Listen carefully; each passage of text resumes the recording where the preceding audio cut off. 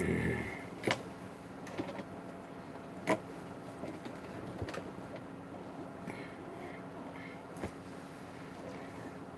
الحمد لله نحمده ونستعينه ونستغفره، نعوذ بالله من شرور أنفسنا ومن سيئات أعمالنا، من يهده الله فلا مضل له ومن يضلل فلا هادي له. أشهد أن لا إله إلا الله وحده لا شريك له، وأشهد أن محمدا عبده ورسوله. يا أيها الذين آمنوا اتقوا الله حق تقاته ولا تموتن إلا وأنتم مسلمون. يا أيها الناس اتقوا ربكم الذي خلقكم من نفس واحدة وخلق منها زوجها وبث منهما رجالا كثيرا ونساء، واتقوا الله الذي تساءلون به والأرحام إن الله كان عليكم رقيبا. يا أيها الذين آمنوا اتقوا الله وقولوا قولا سديدا يصلح لكم أعمالكم ويغفر لكم ذنوبكم، ومن يطع الله ورسوله فقد فاز فوزا عظيما. أما بعد، فإن أصدق الحديث كتاب الله، وخير الهدي هدي محمد صلى الله عليه وسلم، وشر الأمور محدثاتها، فإن كل محدثة بدعة، وكل بدعة ضلالة، وكل ضلالة في النار، وإنما توعدون لآت وما أنتم بمعجزين. All praise is be to Allah subhanahu wa ta'ala. I seek His help, His guidance, and His forgiveness. I believe in Him and I trust Him. I seek refuge on Almighty Allah from the evil of our passions. Indeed, whomsoever Allah subhanahu wa ta'ala guides him to Al-Islam, no one can mislead him after Allah, and whomsoever Allah subhanahu wa ta'ala put him astray, no one can guide him after Allah. I testify openly that there is no deity worthy of worship other than Allah Rabbil Alameen, and I testify that Muhammad sallallahu alayhi wasallam is his messenger and the seal of all the prophets. O Muslims, they must know that the best speech is the speech of Almighty Allah, which is the Quran. The best guidance is the course of the Prophet Muhammad sallallahu alayhi wasallam, which is his Sunnah.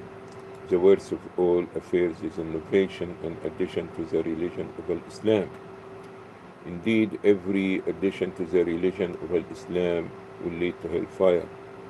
I adjure you as well as myself to fear Allah subhanahu wa ta'ala to the best of your ability. Fear Allah and don't die unless you are in a state of Islam. After this, I greet you all with the greeting of Islam. Assalamu alaikum wa rahmatullahi wa barakatuh. May the peace and the blessing of Almighty Allah be with you all. I'd like to welcome you all for continuation of our series concerning Azzawaaj, marriage in Islam. And today, inshallah, this will be segment number 25 concerning marriage in Islam. And today we're going to be talking about shurut aqd al-nikah, conditions concerning marriage contract. What is the contract? What is marriage contract? What is a contract in general? The contract is an agreement between two parties. Okay? Any kind of business agreement or whatever is a contract is some kind of agreement. Your expectation from me and my expectation from you. I can be one side, you be one side. I can be one person, you can be two persons. So in general, okay, like when you go to the store as example, you give the money, you take the product. So what this mean now? That I have the right to utilize this product. I have the right to step out of the store, carrying this thing with me, okay, is mine, okay? So it's some kind of agreement. What is going? This what? For what? How much? Here is the money. Here is the product. I can go and you have your store. Okay. So the same thing. We already spoke about what kind of woman you're going to marry, how you go about, you understand, proposing and things like this. Now we agree already about that we're going to get married. Now we want to get married. So now we need to make a contract. So not to be any misunderstanding.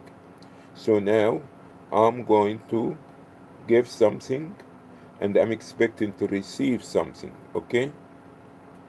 And what's the result of this agreement, okay? So a condition that we're talking about, like as example, for wudu. Wudu is a condition for salah.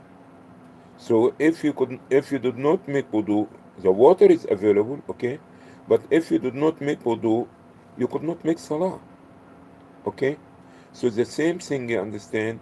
We going to make a agreement.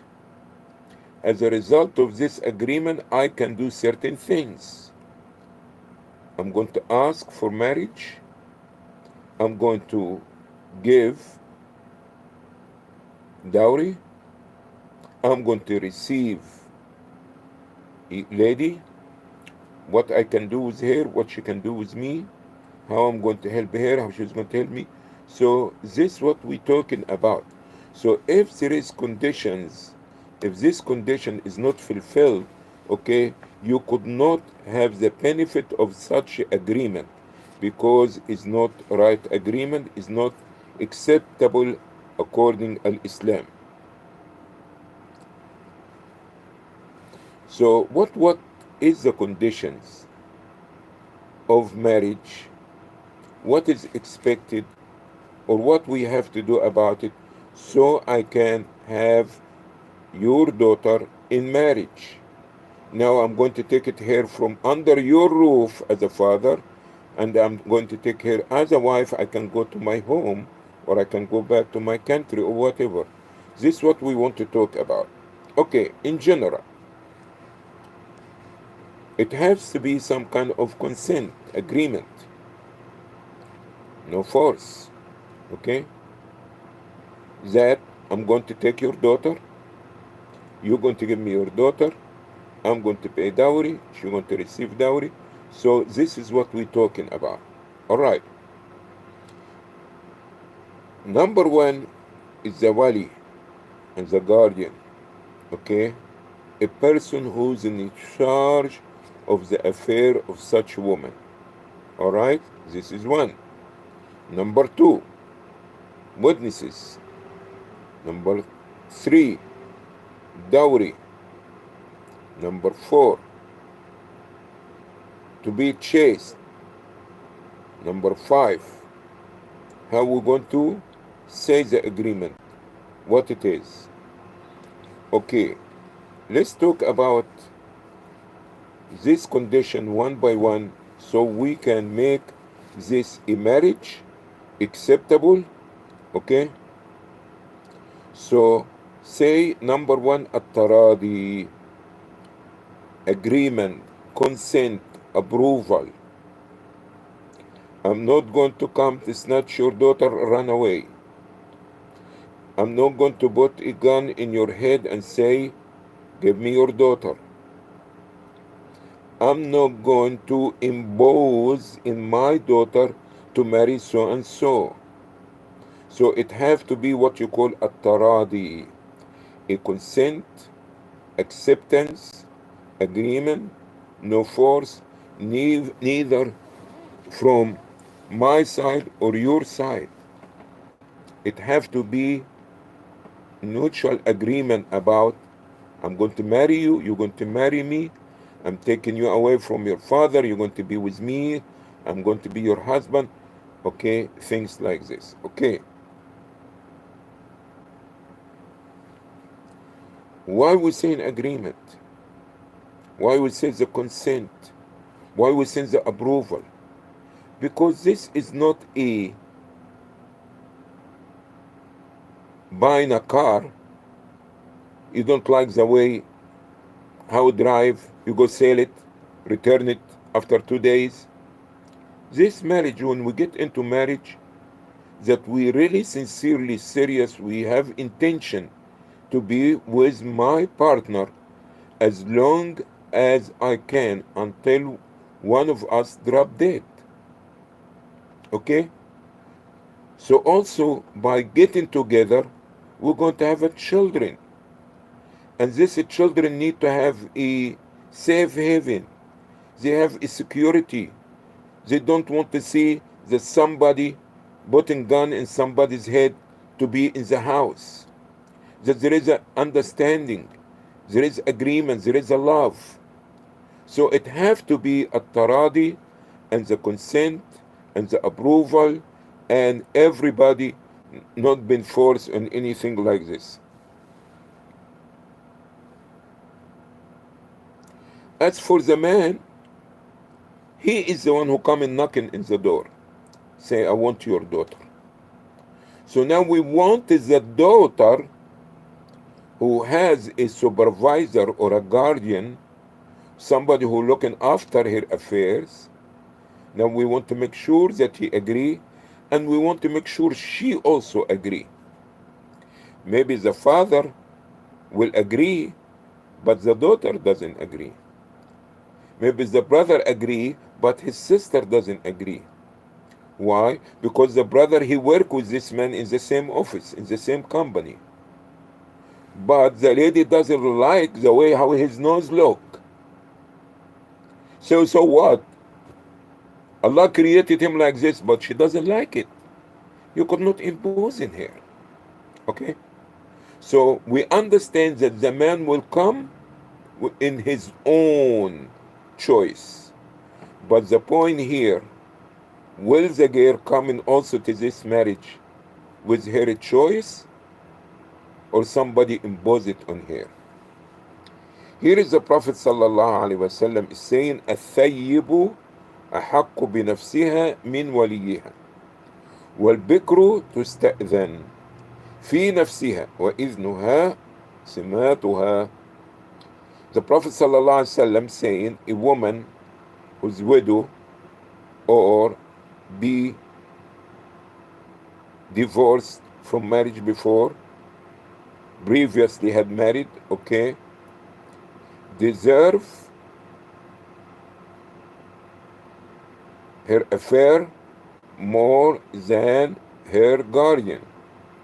And the virgin that we need to hear and make sure that she approve it. الثيب, we're going to consult her.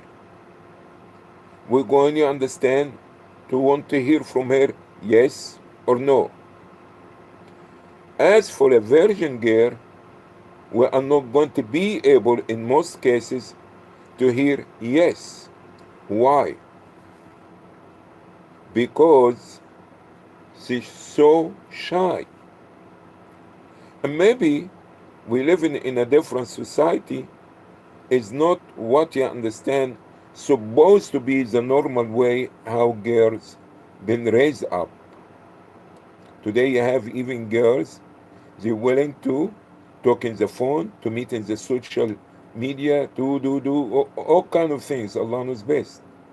But normal in, you go to a girl, virgin girl, living in the countryside, okay, she did not go to public school, she did not, you understand, have this social media and all this stuff, and you tell her about marriage, right away she put her face down in the ground. So we have to take consideration of this. So say, O Prophet of Allah, how she will approve it? He say, by her being silent.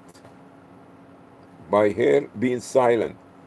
So the virgin girl in normal would say what? She will be quiet. But if she doesn't like the person, she will say, because she knows that you, her father, you're in charge of her affair, you're giving her in marriage.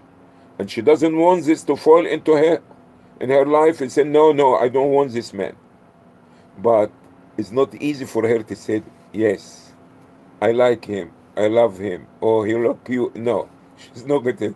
She's going to put her head down, and maybe she smile or get nervous. But nevertheless, the Prophet ﷺ telling us, we guardians of the girls or women, that we have to consult them and get their approval, directly or indirectly. Also, the Prophet ﷺ saying in another hadith reported by Abu Hurairah, may Allah be pleased with him, لا تنكح الأيم حتى تستأمر ولا البكر حتى تستأذن. أيم, a woman who been married before, you could not give her in marriage until you seek her approval. As for the virgin, you try to get her consent. Say, O Prophet of Allah, how we can get her consent? He say, by her remaining silent when you propose this man to her.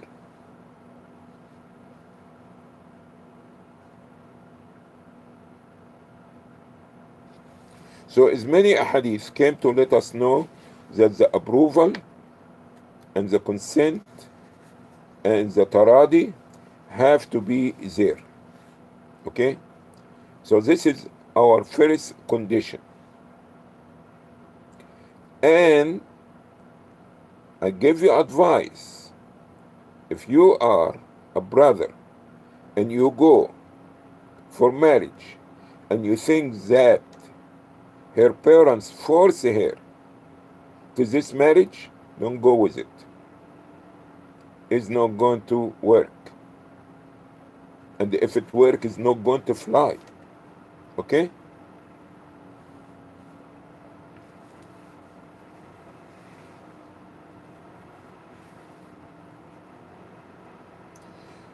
We see another situation took place in the lifetime of the Prophet ﷺ, that a جارية بكرا أتت النبي صلى الله عليه وسلم فذكرت أن أباها زوجها وهي كارهة فخيرها النبي صلى الله عليه وسلم. Okay, a girl, virgin, been given in marriage while she disproved it. So when the Prophet ﷺ got to know about it, he gave her the choice. He did not say okay, but he went and asked her, you want to go with it or not? That means you have the choice. He say no, so he's not going to be your husband. So we have to understand, if you are a guardian, a father or a brother or a sister, or the son of your mother, and you the only guardian, or you are the imam in the community, you could not impose a marriage in any of those who are under your guardianship.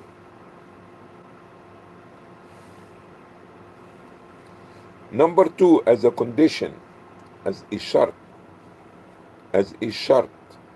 for the marriage to be halal, according to Quran and Sunnah, a wali.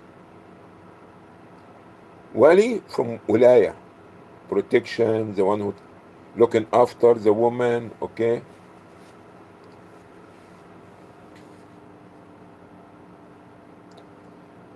By own nature, and people who have the upright nature, a woman doesn't go and give herself in marriage. This will be almost like a prostitute, okay? But always somebody who act in behalf of the woman. And you know always also that if they raise in the proper nature and the proper family, they're going to be shy to go give themselves. So always somebody there to be there for the woman to give her in the marriage.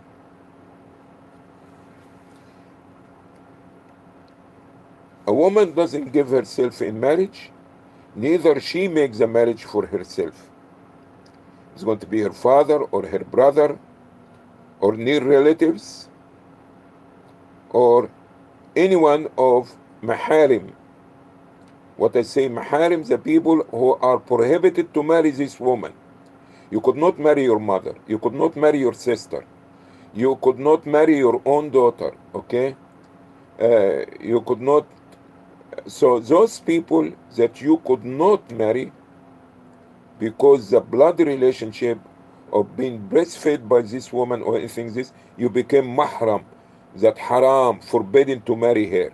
you can be a wali for her or a guardian for her.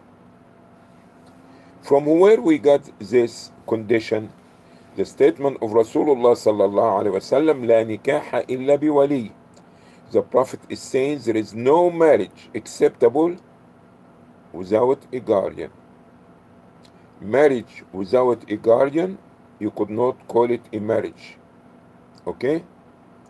And the Prophet sallallahu alaihi wasallam is saying in another hadith, أيما امرأة نكحت أي تزوجت بغير إذن وليها فنكاحها باطل فنكاحها باطل فنكاحها باطل.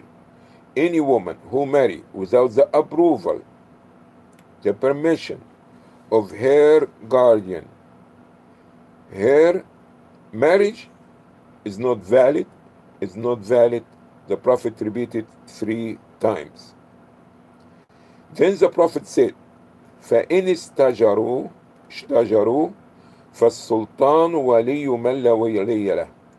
If the awliya, as example, your father is the guardian of your sister, and you also a mahram to your sister because you are a brother, and let's say for some reason that your father disapproves this man for a worldly reason, not religious reason. So you go, as a brother, you can be a guardian, and you say, I'm going to give my sister to this man. So now became dispute. So the Prophet sallallahu alaihi wasallam is saying, فَإِنِ اشْتَجَرَا, that some of the two awliya of her relatives disputed this matter. So he said, فَالسُّلْطَانُ وَلِيُّ مَنْ لَا وَلِيَّ لَهُ. Then the man in authority, in his office, in his locality, he became the guardian. So now will come the imam or the deputy or whatever it is that who is in charge of the affairs of the Muslims in such a locality or such a masjid. And he will say, you understand, okay, you guys, you tell me what I'm going to judge this. And any one of you is not going to act, okay, this is my position, I'm going to give her in marriage. All right. Now, in the East, normally, there is a brother, there is a father, there is a son, there is many guardians. And some of those people who migrated to America, okay, they came here and they have family and the father is there, and okay. But what about sisters who converted to Islam? So yeah, she has a father. No. Her father doesn't know, neither he care, in most cases, whom his daughter going to be with. And they dating, they go to movies together. As soon as she's 21 or 18 or whatever it is, she can go, she can come, she can study any place, she can travel to other country. He doesn't have any saying with it. So how you going to give a non-Muslim to be a guardian of a Muslim? He doesn't know about the rules and regulation and what kind of qualities are supposed to be in his future son-in-law. Plus Allah subhanahu wa ta'ala, he told us in Quran, وَلَنْ يَجْعَلَ اللَّهُ تَبَارَكَ وَتَعَالَى, okay, لِلْكَافِرِينَ عَلَى الْمُؤْمِنِينَ سَبِيلًا. Allah did not give the kuffar authority overruling over the Muslims. So now in this position, if there is a sister in the Muslim community, okay, the imam of this Muslim community, he will be the guardian automatically. Or if he so busy, travel too much, or he doesn't, or he make a meeting, okay, he can give this position to somebody in the community whom he trusts his knowledge and his wisdom, he will serve in this position. But there is no marriage in Islamic country or Kafir country to be without a guardian. Let's say in an area, as example, There is no masjid, there is no imam, there is no any of this gathering of Muslims. So we're going to stop people of getting married? A sister will go, understand, be in the brother house and this it? No. I'm sure it's going to be some kind of a mosque or maybe a distant, or that these people gathering sometimes for a social gathering, they visiting each other, and one person among them, they look up to him, respecting him for his age or because his wisdom or because whatever it is. So when even differences, they will go talk to him. So this man, we will look up to him to be a guardian for this sister. But there is no woman in Islam can give herself in marriage without the guardian. And the guardian will have a responsibility. Is not like a putting a piece of chest, you understand, or putting a toy, move it from here to here. Okay, you say, I'm the guardian, sister, you marry. Okay, marry, yes, agree. No. There is a responsibility. You have to look after this sister before, during, and after marriage. Same thing if it's your own mother or your own sister. So you have to make some kind of investigation, some kind of inquiry. Who is this person? Has he been in jail before? Okay, yeah. Okay, why he was in jail? Okay, I commit 2 murder. Oh, something here. Okay, let me think about this. No, I never been. Okay, did he been even in mental institution? Not really, but I take some medication. Okay. So you have to ask a question. You have to get to know what this person. Okay, brother, what kind of work you doing? Did you ever been going to school? Do you know how to read? Do you know how to write? Ask something. Get to know this person. Or me and the sister, you understand? Me and the sister, we want to get married. Do you have time to make the contract tonight? What are you talking about? You are not coming to Burger King here, giving a sandwich. You give me the $2 and you can say sandwich and walk. No. There is a meeting. There is questions. There is interview. If this is your own sister, you will like somebody come and take her. Can we walk like this? What happened after 2 days? What happened, you understand, when he punched her in her face? What happened when he steal her wallet and driver license, credit card and disappear?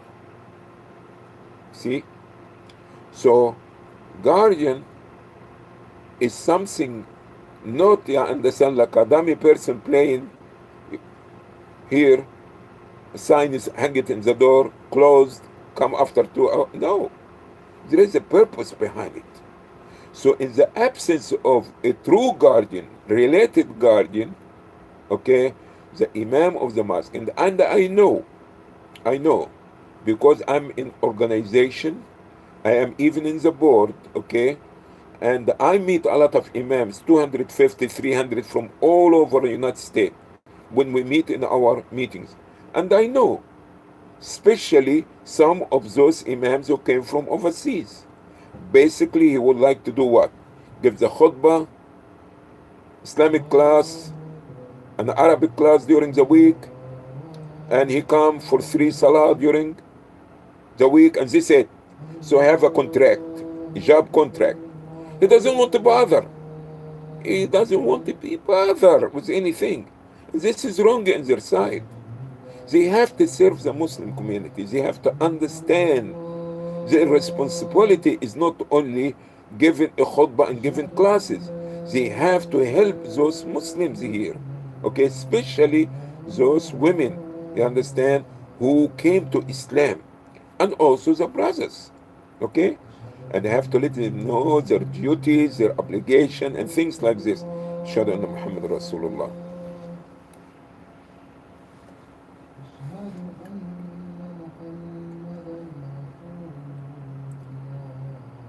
Ashhadu anna Muhammad Rasulullah. All right.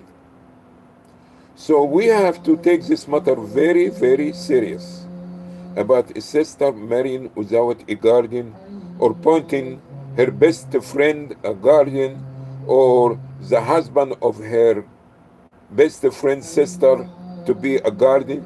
This doesn't play. While there is a mosque there in the locality and there is an imam and he is ready to sit and consult them before or during or after marriage. So what about the third condition? Because it's time for adhan, I have to go in about 5 minutes. The third condition is the witnesses. So many or two, but require is two. It may be, can be in the contract, it will take the position of witnesses sometimes in the absence, especially if there is a notary. So you could not deny that you marry. You could not deny that you owe half of the mahar, a dowry, okay?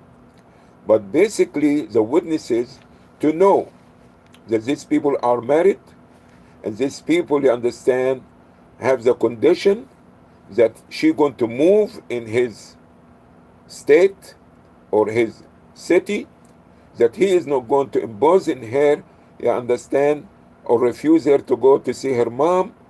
There is some agreements. So we need witnesses to be there. Does it have to be done in the masjid? No. Is there any special people to be witnesses? Muslim, you understand? This is two Muslim witnesses that if there is dispute in the future between the husband and the wife, that they can come and verify these people, they've been married, and that the dowry was, you understand, $1,000. He gave $200. He promised, understand, he's going to give her a $50 every week. Things like this, okay? And basically, Allah subhanahu wa ta'ala had commanded us in the Quran, أوفوا بالعقود, fulfill your contract, your agreement. And when there is a contract, it need to be witnesses there, because somebody can deny or somebody can forget. We have to understand this. So now this is the reason we're going to have witnesses. What about if you understand the man even denies that he been married? Oh, this is not my child. I never met this sister before. So this, you understand, Allah subhanahu wa ta'ala told us, أوفوا بالعقود, and the marriage is part of contracts. There is a contract, okay? We agree about certain things. You're going to do this, I'm going to do that. You're going to marry me, I'm going to do this and that, okay? People sometimes forget. People can deny. People can lie. Everything. We are not angels, okay? So this need to be taken in consideration. The fourth condition is the sadaq, or what we call mahar, which we call it in English dowry.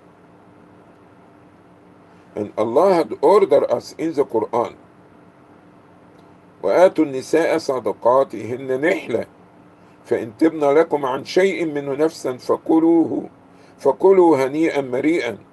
This Allah is telling us, give the women their dowry, okay, upon marriage, or at least you're going to promise this dowry. Maybe you do not have the full dowry, but it have to be known, and you have to give it, even if it's little bit by little bit. But Allah told us this sadaqah, or this sadaq, or this mahar, or this gift is supposed to be given to the women. Okay. It shows, you understand, make her pleased, happy, okay, to love you, that you presenting this gift to her, which is a dowry. Nevertheless, that this can be something be agreed about, all right? It can be small, it can be big, but it's something that it have to be agreed about upon the marriage. Before the marriage, that we have to understand what is the dowry. Nevertheless, Islam encourage the dowry not to be so much, which will cause difficulty and hardship later on with the husband. Okay? So when somebody want to marry, you understand, and the dowry is $10,000, and the brother, you understand, making $25 a day, and by the time, you understand, taking tax in the end of the week, almost nothing left. So the next thing, what? People, they don't want to go to marriage because the sister asks this and asks that, and became the whole thing is a material thing. You taking a brother because his quality, because his behavior, because his Islam, because his kindness. But still, Islam give you the right, you understand, and to take this dowry and requesting this dowry. There's nothing wrong with this. But we could not make it to be an obstacle that people stop getting married because the big demand that people asking to get married. It can be a small wallet for $10. It can be an aeroplane, Mercedes Benz. You have the right to ask anything. But Islam doesn't encourage it. But am I doing something haram by asking Mercedes? No, you are not doing haram. If this is what you see yourself, and this is the only thing you want, and you could not, so try to find somebody else. Simple like this, okay?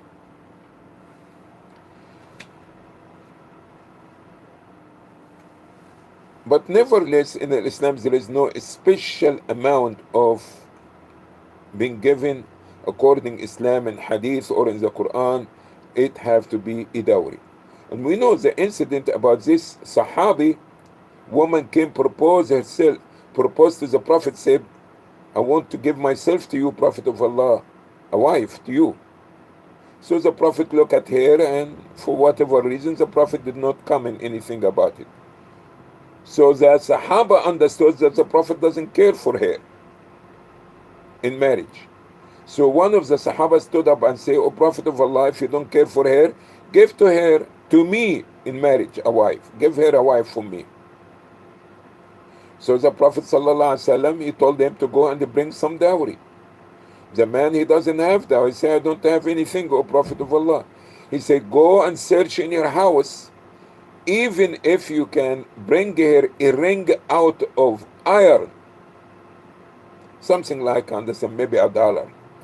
Okay? The man go back to the house and come say, O Prophet of Allah, I don't have nothing. The only thing I have is this towel, this shirt. Okay? The people did not wear shirt. They wear, that's like rida and izar. Rida is what you put around your waist to cover your private parts to your knee, and the izar, okay, rida is what you cover your shoulders with. So the man did not even have 2 pieces of clothes. He have only one. So he has nothing in his house. If he has a house, I don't know where he was living, in a tent or whatever. So he said, I don't. This is the only thing I have. The Prophet said, what she can do with it? If she wear it, you're going to be naked. And if you wear it, you'll be naked. Do you know surah such and such? He said, yes. Do you know surah in the Quran? Yes. He said, okay, I will give you this woman to you in marriage, and the dowry is what? You teach her this Quran that you know. So let's try to be reasonable, especially we live in a time that we have more females than male. I can say the percentage to every male today, 4 female.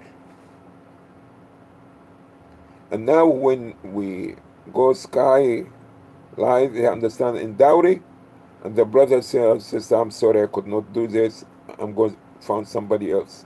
And keep coming. And if all the price go up, you are not, you understand, we have to understand that we need a person who really can take care of you, who will love you, he will protect you, he will serve you, really. Okay? Not a person that you take him as like a Citibank. This is not the Citibank. Okay? But nevertheless, Islam gives you the right to request a dowry. One other thing, and maybe the last because almost the time, okay, that about al-ihsan. Al-ihsan, to be a chaste woman. That means a woman who protects her private parts from illegal sex. Doesn't matter if you are a Muslim or a Christian or a Jew. Okay? Mushrikeen, kuffar, is haram. So, we could not marry from them. A Christian and a Muslim woman, and I say between two parentheses, okay, this from my bucket, not from Quran and Hadith, but I support it with Quran and Hadith. If you living in a country and the country ruling by Islamic law, in case that there is separation in the future, custody of the children will come up, and you marry a Christian woman, okay, Islam will give you the right of visitation but non-custody over them. Okay? So, you in being in non-Islamic country is danger. If something happened between you and this Christian woman, and she will take the children, and the court make you pay child support and give the woman the custody. And after this, she will take these children to the church. So you need to think about it before you understand get married. Don't open a gate of fire that burn you and burn your deen. So I did not support the marriage from Christian or Jewish, although originally is lawful, if you are under non-Islamic ruling. Okay? But doesn't matter if the Muslim woman or non-Muslim woman, a Christian or a Jew, she have to be a chaste woman. That means she is a woman who protect her private parts from illegal sex. If not, you could not marry her. So let's say, as example, zina is haram, adultery is haram, but there is a woman who's doing this stuff, and maybe even she making salah. All right? This woman, you could not marry her. And this is different from a woman that commit adultery one time or two times. We're talking about somebody who doing this as a hobby or as a business. You could not marry her according to the Quran. It have to be al-muhsanat min al-nisa. A woman who reject illegal sex. This is a condition also that we have to take in consideration before we get married, and if we're going to do it right according to the book of Allah and the sunnah of Rasulullah sallallahu alaihi wasallam. One last thing that I want to talk about, which is not actually that important, but we need to talk about the sigha. If the imam performs the wedding, it does not have to be a special word to be said. It does not have to be said in Arabic if the imam doesn't speak Arabic, but basically is going to be a thing to be understood, that the woman agreed to the marriage, that the guardian had given her in marriage, and that he requested her in marriage, and whatever words that the imam said. Okay, because some imams, we understand in the community, they are not Arab, and they don't know what to say about it. Or they say it, but they say it in English, is still okay, is acceptable. So now these are the shurut and the condition for a marriage to be acceptable and to be according Islamic law. And I'm sorry, I have to run. I'm late. The Iqama is there for Asr and people waiting for me. If there is any mistakes that I made, please write me about it. And inshallah, tomorrow we will meet and we can entertain your question. Thank you for being here. I see you tomorrow, inshallah. May Allah bless you. And may Allah subhanahu wa ta'ala help us to correct our marriages and our proposals and do things right according to the book of Allah and the sunnah of Rasulullah sallallahu alaihi wasallam. سبحانك اللهم بحمدك نشهد أن لا إله إلا أنت نستغفر